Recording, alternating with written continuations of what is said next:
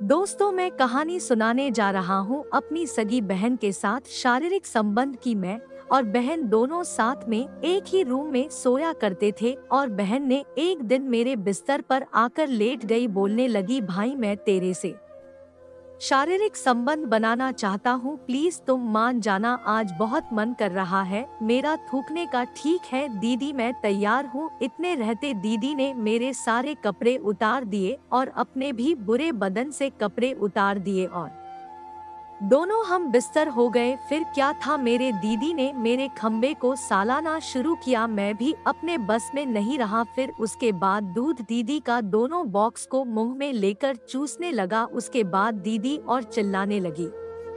इसके बाद मैंने उसके बिल में अपना मोटा हथियार डालकर जोर जोर कर देना लगा। दीदी को भी बहुत मजा आ रहा था। उसने बोला और तेज झटके लगाओ भाई, मुझे बहुत ही मजा आ रहा है।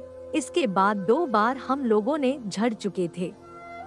इस तरह से हम दोनों बहन भाई बहन हर रोज शारीरिक संबंध बनाए करते थे, क्योंकि घर में कोई नहीं रहा करता था हम लोग दोनों के सिवाय। इस तरह से हम लोगों को बहुत मजा आया करता था। बहन की उम्र 16 साल की थी और मैं 18 की। दोनों की जवानी उफान मार रही थी। हम लोग रोज सेक्स के मूड में रहा करते थे, रात हो या दिन हम लोगों ने नहीं देखा जमीन चाहता तब हम लोग दोनों शारीरिक संबंध बना लिया करते थे। अचानक से मेरी दीदी प्रेग्नेंट हो गई और बोल भाई यह तुम बहुत गड़बड़ हो गया, अब क्या करें। हम लोग दोनों को शादी कर लेना चाहिए। इसके बाद घर वालों को अगर पता चल गया तो बहुत बुरा हाल हो जाएगा, इसलिए हम लोग दोनों ने भाग कर शादी कर ली और 2 बच्चे की बाप बन चुका हूँ। पति हमेशा से ही एक असभ्य, बेताब और घमंडी किस्म के इंसान रहे हैं। मैंने अपनी बेटी और परिवार वालों की वजह से उन्हें कभी नहीं छोड़ा। हम दोनों को एक दूसरे से शादी करने के लिए मजबूर किया गया था। ऐसा इसलिए क्योंकि हम दोनों के पिता के बीच एक व्यापारिक समझौता हुआ था, जिसकी वजह से मेरा रिश्ता उनके साथ तय हो गया। मेरे परिवार में शादियों का ऐसा ही पैटर्न चला रहा है, जिससे मुझे सबसे ज्यादा नफरत है। मुझे कभी भी किसी ऐसे व्यक्ति के साथ रहने का मौका नहीं मिला जिससे मैं प्यार कर सकूं। मुझे अपने पति से भी कभी प्यार नहीं मिला। उन्होंने मुझे कभी नहीं बताया कि वह मुझसे प्यार क्यों नहीं करते हैं। मेरी बेटी का गणित का टीचर बहुत प्यारा लड़का था। मैंने अक्सर उसे मुझसे नजरें मिलाते हुए देखा था। एक दिन जब मेरी बेटी अपनी नानी की देखभाल कर रही थी, तब मैंने उसे अपने साथ एक कप चाय पीने के लिए आमंत्रित किया।